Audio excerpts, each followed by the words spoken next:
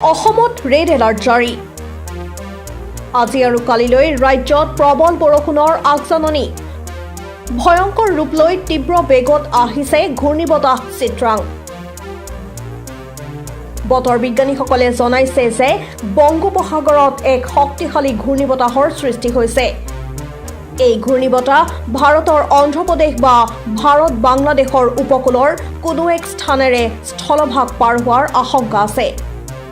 এই ঘূৰ্ণীবতাহৰ প্ৰভাৱৰ ফলতে আজি আৰু কালিলৈ অসমত হ'ব প্ৰবল বৰষুণ বতৰ বিজ্ঞান কেন্দ্ৰই জাৰি কৰিছে ৰেড এলাৰ্ট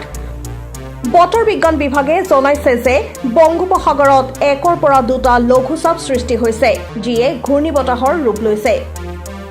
এই ঘূৰ্ণীবতাহৰ নাম চিত্ৰাং 3 দিন পূৰ্বৰ পূৰ্বাভাসত নিৰ্দেশ আছিল সম্ভাৱ্য ঘূৰ্ণীবতাহ বাংলাদেশ আৰু ভাৰতত পশ্চিম বংগৰ সুন্দৰবন উপকূলৰ ওপৰেৰে স্থলভাগেৰে প্ৰৱেশ কৰিব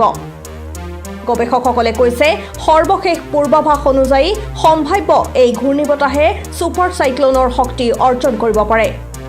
অৰ্থাৎ ইয়াৰ বতাহৰ গতিবেগ ঘূৰ্ণীবতাহ চিডৰ বা আমফানৰ দৰে ঘণ্টা 220 কিলোমিটাৰৰ পৰা 250 কিলোমিটাৰ পৰ্যন্ত হ'ব পাৰে বতৰ বিজ্ঞানীসকলৰ মতে এই ঘূৰ্ণীবতাহে যি স্থানত আঘাত কৰিব সেই স্থানৰ উপকূলীয় অঞ্চলত 15 পৰা 20 ফুট পৰ্যন্ত উচ্চতাৰ ঢৌৰ সৃষ্টি হ'ব পাৰে যদি উপকূলত আঘাত হনাৰ সময়ত বতাহৰ গতিবেগ 150 পৰা 200 কিলোমিটাৰৰ ভিতৰত থাকে